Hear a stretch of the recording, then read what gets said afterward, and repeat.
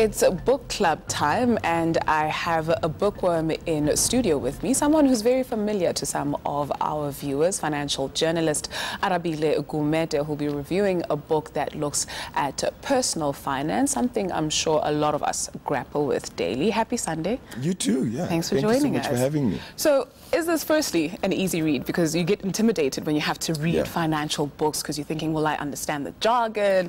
Will I understand what they're talking about? Sure.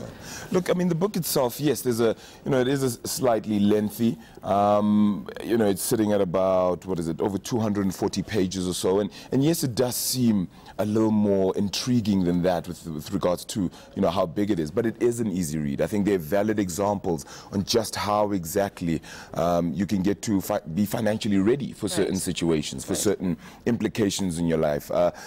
Different changes that happen, everything from saving up from a baby, saving up for when you have a child, that is, right through to perhaps trying to get a car, your first car installment, your first house, saving up for, your daily needs, groceries, and all those kind of things, and just how exactly you can move forward with those sort of things. And it's really, really basic examples, which I think are certainly very helpful. Right, so My Money, very simple title, and the book itself giving you practical examples of what you can do. Let's start with what you mentioned at the beginning, preparing for a baby, because sometimes it's like, oh, boom, the baby is here, and then now we have to plan as we go along.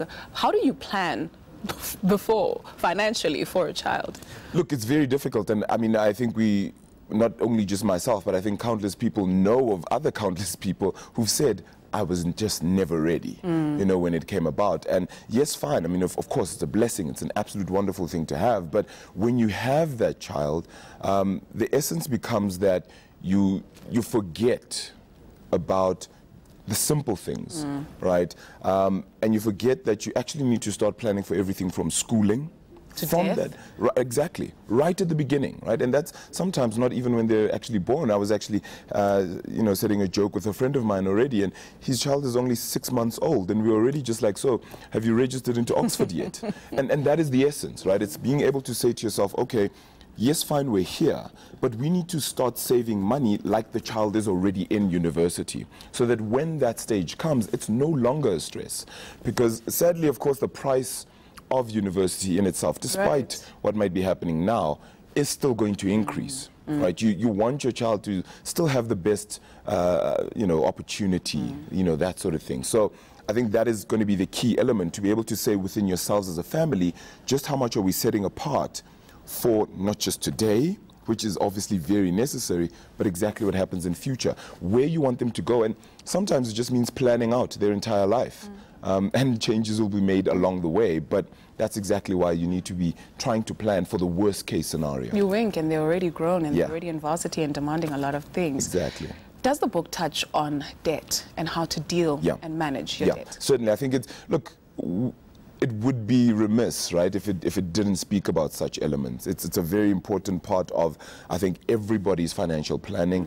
You get to a stage where, and I think it's actually something that happens a lot with people who've just graduated or just started their new jobs, their new professionals, new and young professionals. The first thing you do is you get into a job, boom, I'm going to buy a car that costs plus minus R500,000 Rand, and I'm renting. Right, so you sit in elements now where you owe 500,000 Rand. You perhaps have a NSFAS debt as well that you still haven't paid off. You have to look after home, in essence, for a lot of black families, it's black tax. And you're sitting with all these elements now, and yet the first thing you thought of was, I need to buy an expensive car. So those little tiny elements start to play into the foreground as well, and he touches on that quite vehemently as well. The essence of debt, just how you can curb it once you have it, if that is the case. The essence is giving up things that you don't see as absolutely necessary at that point in time. And I guess it's huge introspection, right? Because at that point, you don't actually know what is necessary and what isn't. And it's about, sitting back and saying to yourself, actually, I may not need that nail appointment. In essence, prioritizing, but when we talk about things like cars, so yes, you mentioned an expensive car. Perhaps you don't need an expensive car, but you do need a car because you live 50 kilometers away from work, and it's impractical for you to travel every single day using taxis or whatever. And now we know that, you've got bus strikes and whatever. So how do you answer someone that says, I actually need this, and I actually need to move out of home because home is the northwest or wherever, and this is where opportunity is? Yeah. First and foremost, with housing, if you are going to rent, and I must add, people have this misconception that renting is necessarily the worst thing in the world, and that it's paying off somebody else's bond and whatever the case is. If I had more time, I'd share an example of how if you were to compare somebody who buys a house and somebody who rents, and you have the two options and you do it in a different manner, you could actually end up with the exact same result, if not better.